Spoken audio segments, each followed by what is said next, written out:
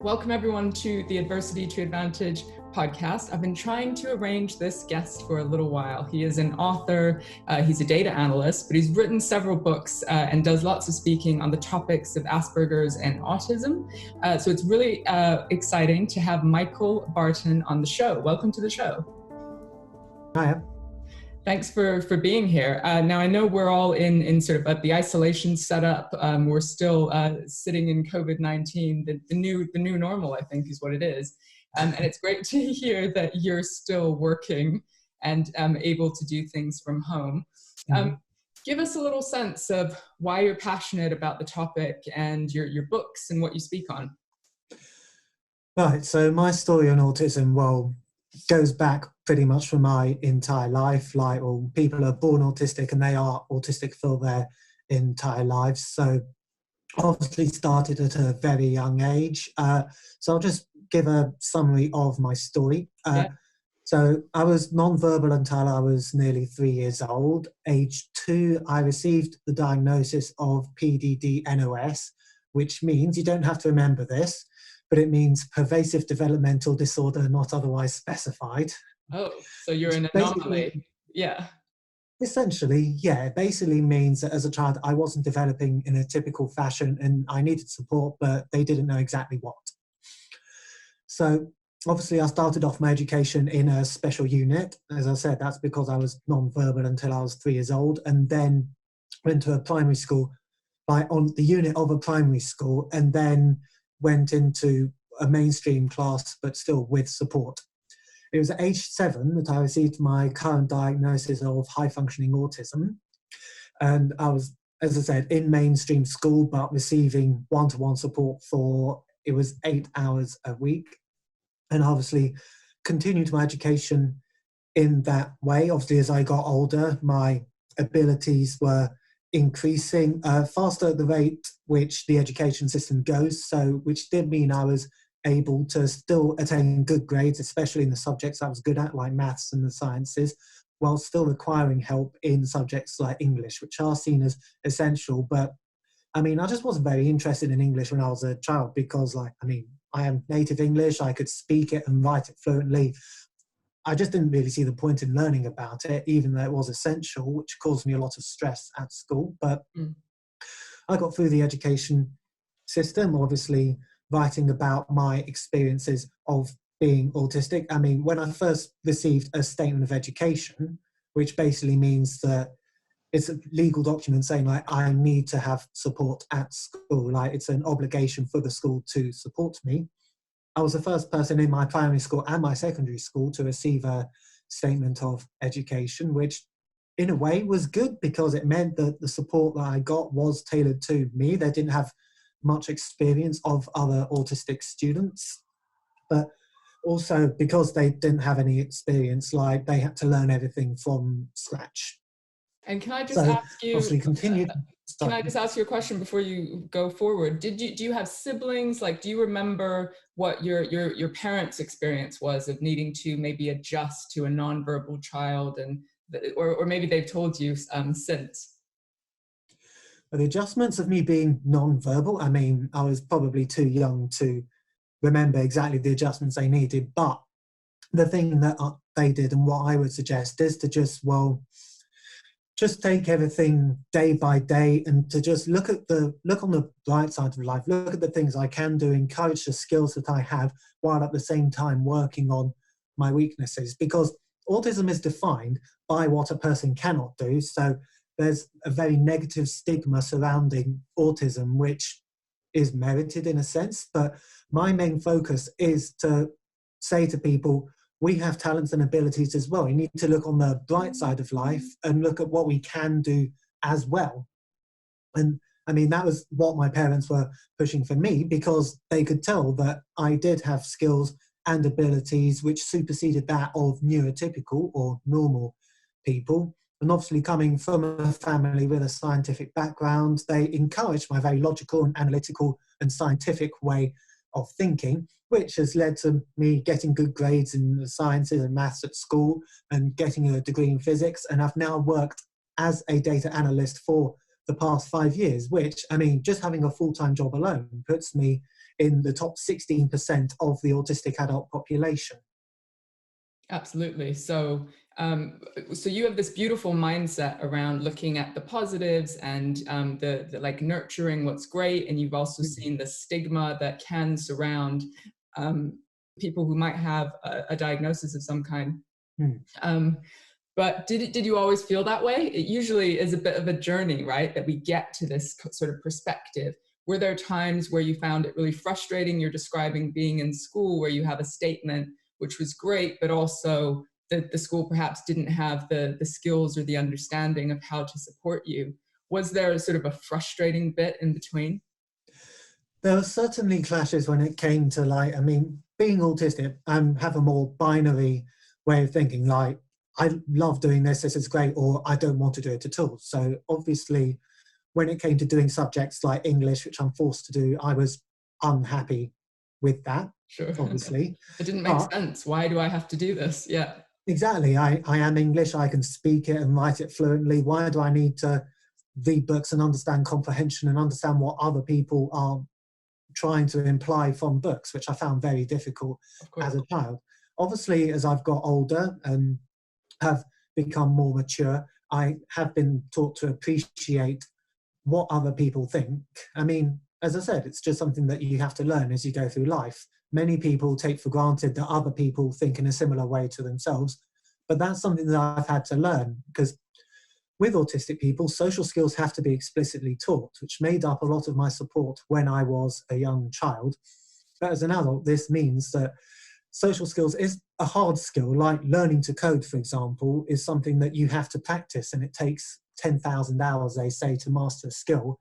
And so over the years, I've put thousands of hours into learning social skills. So, I mean, it's only now as an adult that I'd say that my social skills are, well, I wouldn't say fantastic, but they are acceptable now.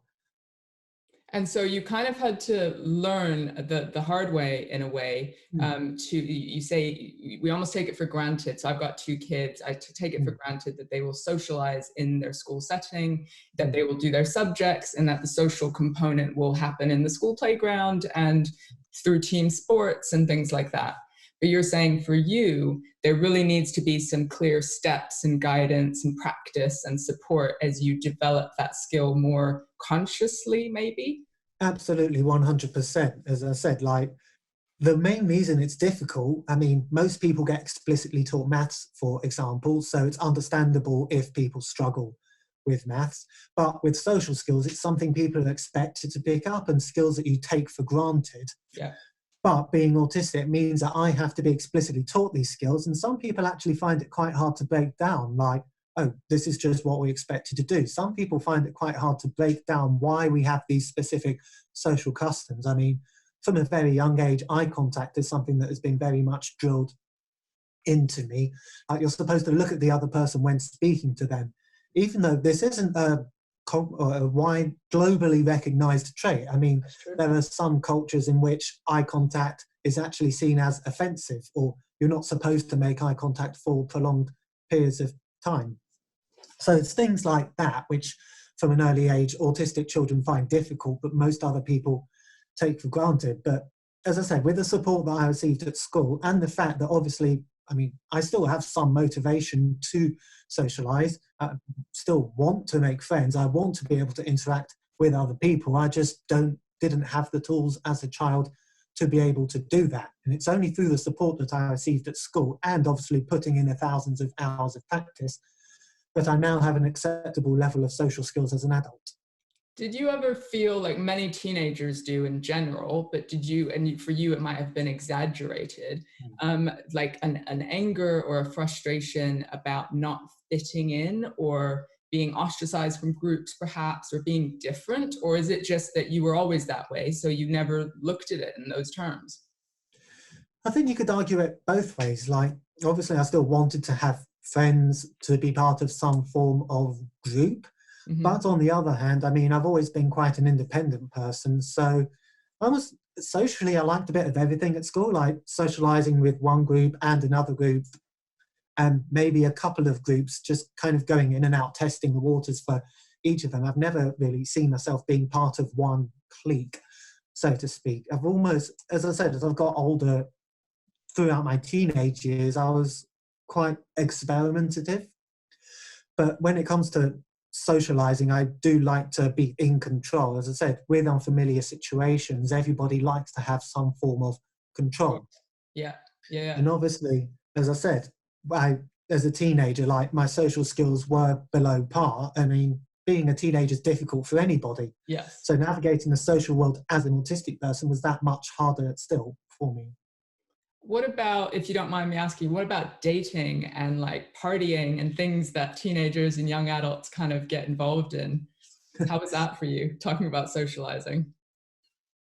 I mean, I was only really started dating in a sense. I mean, I do have to say that right now I am in my flat in North London. I live with my girlfriend who I've been with for over 5 years and my dog. But yeah, it was only really when I went to university that I started really dating and like getting to talk to women more because, well, I mean, when I went to an all boys school, so didn't have that much contact with the opposite sex. But it's only really, I think, when I started going to university, I mean, I lived in halls for my first and final years, but having learned like the basis of social skills, I had some kind of structure and contingency plans if things go wrong and whatnot.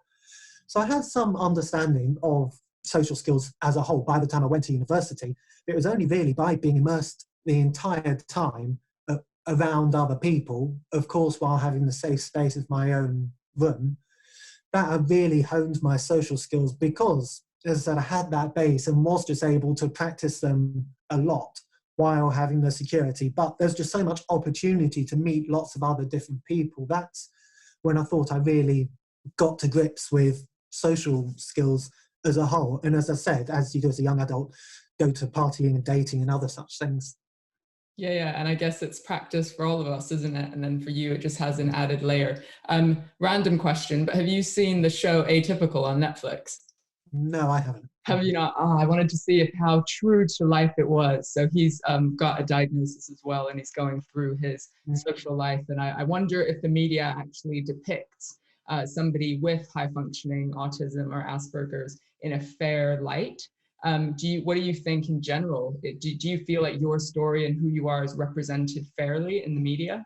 I think in general, the media representation of autism is a little bit hit and miss.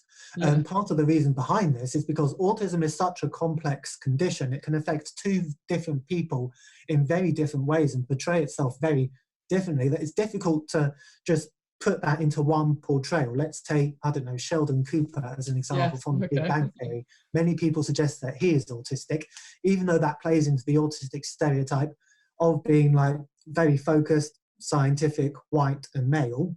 That is just one part of it, ignoring the whole variety of autistic people that there are out there. I mean, it's assuming, let's say, that every English person drinks tea. I mean, you can't define an English person purely by the fact that they drink tea, No. in the same way that you can't define autistic people by Sheldon Cooper. Absolutely. So yeah, so everyone's different and we need to be inclusive and open to the variety that is out there. I'm curious, what are the biggest challenges for you? You've obviously put in a lot of practice in different ways.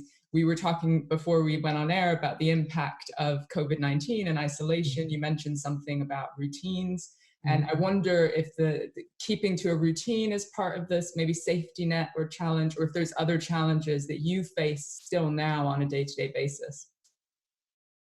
I think the main challenges that autistic people face, as I said, I did mention routine, and having a set routine for autistic people is extremely important. I mean, I like to say that I think in the form of spreadsheets. So people have different ways of thinking. Some people think in pictures and numbers. I like to think my brain is formatted in spreadsheets. So if you've got, let's say, a to-do list, a program of what you need to do today, everyone has a mental note of what they need to do for the day, and with the timings and everything else around that. So let's take the example of something else happens, like you need to take your child out or something, or someone else says, oh, let's meet and do this later. So most people would just take the spreadsheet, insert a row, and then everything else carries on as normal. It's not that much effort to add in. Yeah.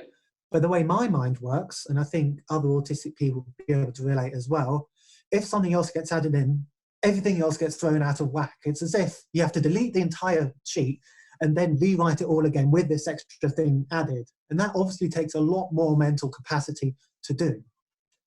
And that's something I don't think that most people appreciate. I mean, certainly as a child, I very much liked having a strict routine. So I knew what was going to happen and when it was going to happen. So I'd always have a visual timetable on the fridge, just so that I could have that point of reference, that safety net, as you described it, so that I would know what was going to happen and when it was going to happen. And obviously with timings, I like to be very precise with my timings. I mean, I find it quite difficult, even as an adult, to understand, like, some timings are more relaxed. Like, if you get to a party at 8 p.m, like, nobody turns up at 8 p.m. It's always like 8:15, 8:30, even 9 o'clock is acceptable. But if you have a meeting with your boss at 9 a.m, you're not going to turn up at 9:30. You could get fined for that. And it's that kind of differentiation, which not only do I have to explicitly learn, but I find it quite difficult. It doesn't sit well with me that you can turn up to a party an hour late and that is seen as acceptable. I mean, it says it starts at 8 o'clock because that's in the part of my brain that says, like, right, this is the routine, this is the timetable, and this is how it should be. Even when you put, like, margin of error into account, I don't like that uncertainty. And what happens when you are faced with that uncertainty? Because as much as you can control as much as possible, and you probably have loads of ways of doing it because you've practiced, what would happen, or what does happen when, like, life happens? COVID-19 has happened. You've had to switch up your routine. You know, what happens for you? Does it make you fall apart a bit, or do you have strategies to get you back on track? I mean, to an extent, obviously, there are strategies to get back on track. For example, if you were to go to a party, then I just implement a margin of error. Like, it's okay to be half an hour late to a party. That's absolutely fine. So You have we to could get there. explicitly tell yourself. Is that right? Yeah. But Yeah. even with that margin of error, that's very precise. If I give myself a half an hour margin of error, I'd still want to be there at 8:30, and 8:35 is unacceptable to my brain because that's not how my brain works. Got it. Even though it's acceptable to other people, like, it just does not compute with me. Do you kind of get what I'm saying? Completely. Yeah. So you want to map out, okay, if this is, I can now understand that this sometimes means this on a cognitive level. You can Yeah. understand that it's okay to be late at a party, but it's not okay at a job interview, for example. But you still want to map out how you have a contingency around that. Exactly. As I said, it's like my mind comes in spreadsheets, and obviously with spreadsheets, you don't just put numbers, you can put formulas in there as well. And you can have a really long, complex formula. You have one comma or one bracket out of place and it all falls apart. Now, obviously, I need to learn to put in the errors in that way. As I said, that's kind of what I'm trying to say when putting in the margin of error. Like, sometimes it's okay if a comma or bracket isn't quite in the right place. But if there's too much that's wrong, I'm just like, nope, does not compute. So this is great for, like, timings and your routine and your day, but you've said you've been in a 5-year relationship.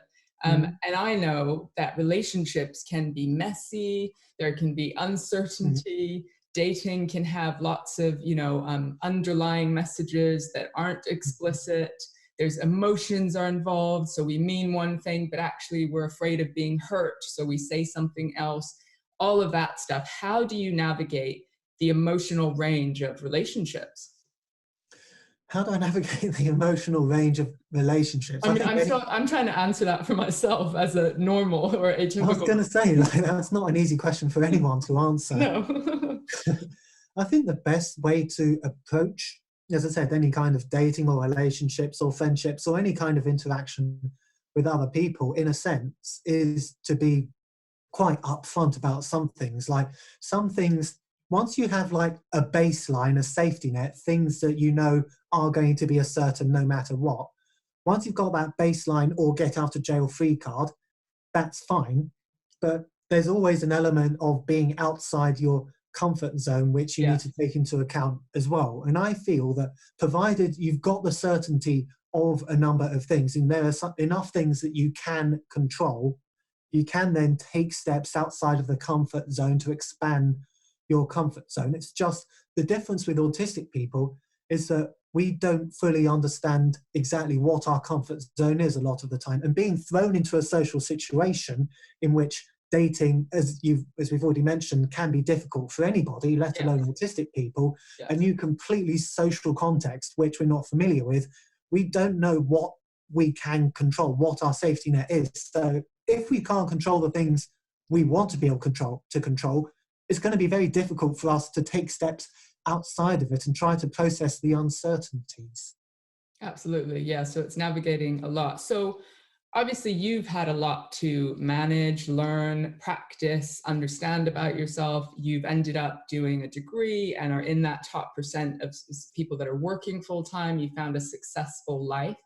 What's inspired you, or what's driving you to also write your books and speak on stage and be on a bigger platform when it comes to this conversation? I think what inspired me to just give talks and get my message of autism about there is essentially down to, well, the view and attitudes and optimism that I have to give the world is just so different to what most people think about autism. I mean, in one sentence, autism is a lifelong developmental condition that affects the way a person interacts and relates with other people. And the fact that autism is seen in such a negative light, with such a focus on what people can't do, is just so conflicting with my view of the world as just myself. The fact that I'm an autistic person is obviously a part of it, but I don't like to be defined by what I can't do. And it's this conflict that I wish to get across to other people. Like, I mean, not just that this, like, autism goes along that way. I'm always sitting at like a perpendicular right angle because, as I said, I'm optimistic. I like to see things on the bright side of life. But I guess it also means I want to show people that autism has many different flavors. Like, we are as unique and diverse as people from the population as a whole.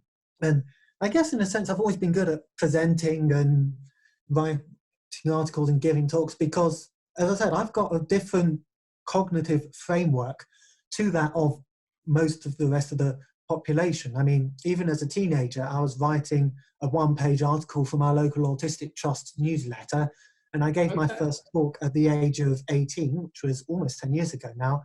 And obviously since then, as like a side gig, I've been paid to go out to different companies, schools, businesses, and I've also done numerous shows as well, just to show my view on autism. And I like to think that I inspire people by the fact that, like, it's not just overcoming the disadvantages that autism brings, but I want to show people a new light into, like, not just that autism isn't a barrier for me as such that I have overcome. It's just like, I want to open people's minds to just see autism in a completely different light.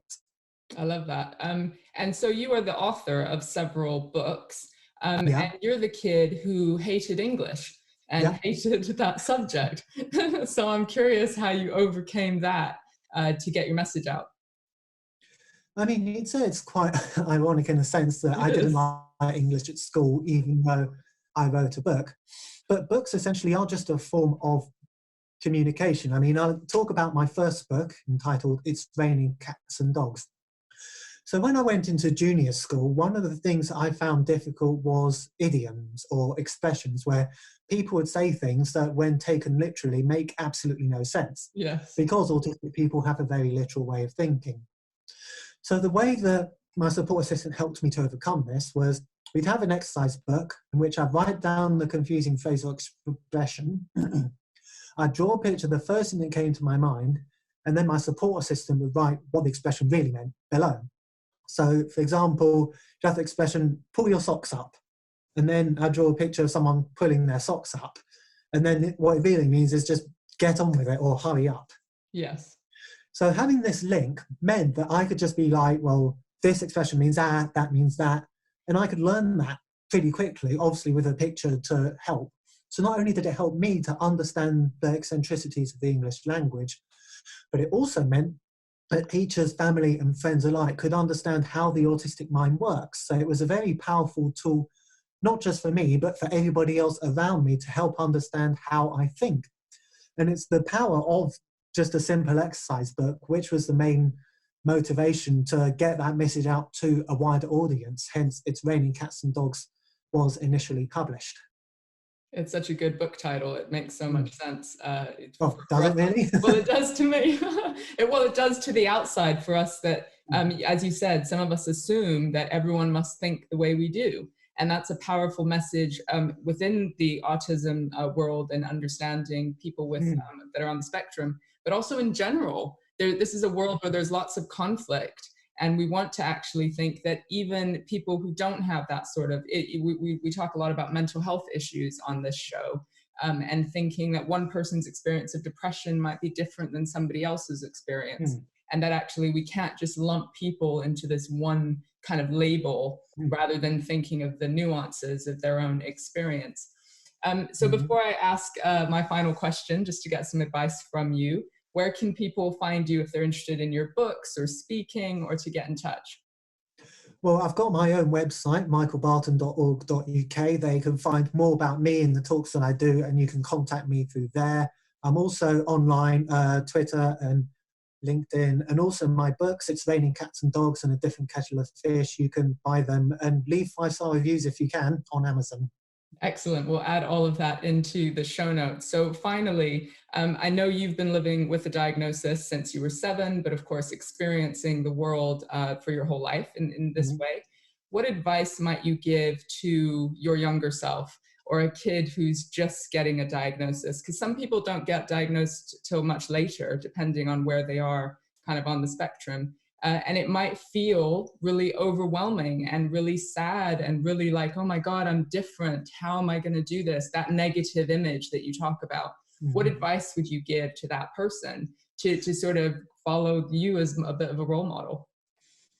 I mean, you raise an interesting point there, because as me and my younger self, I mean, I was self-centered, like not selfishly, not thinking of other people, but I was just me living in my own world. I just didn't think about other people as much as others do. So, I mean, I was just going through the world. I didn't think I had a problem. I was just me. Sure.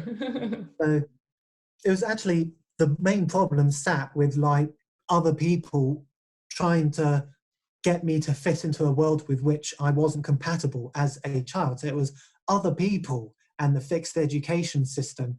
Those were problems because you're trying to fit a square peg into a round hole in that sense. Yeah. So, I mean, leave me to my own, as a child, like leave me to my own devices. I was capable of building immensely complex Lego models. For example, I'd learned everything there was to know about dinosaurs, sharks, and the universe. So put me in a situation in which I'm comfortable and I could absolutely excel. Sure. And I'd still say that is the case today. But the advice I would give to other autistic people and their family and friends and teachers is just to look on the bright side of life. Autistic people, even though autism is a diagnosis based on what a person cannot do, you need to focus on your strengths and what you can do as well. Because if a person is talking about purely based on what they can't do, of course they're going to develop mental health problems like depression, doubting their own self-confidence and other things like that. But you need to appreciate a person for the strengths and the talents that they have, as well as giving them support that they need to fit into the world. I love that so much. Michael, thank you so much for your wisdom and advice. We'll definitely share out your website and your books. I'll try and put out that 5-star review as well. And thank you so much for your time and coming on the show. Well, thank you for having me, Petra.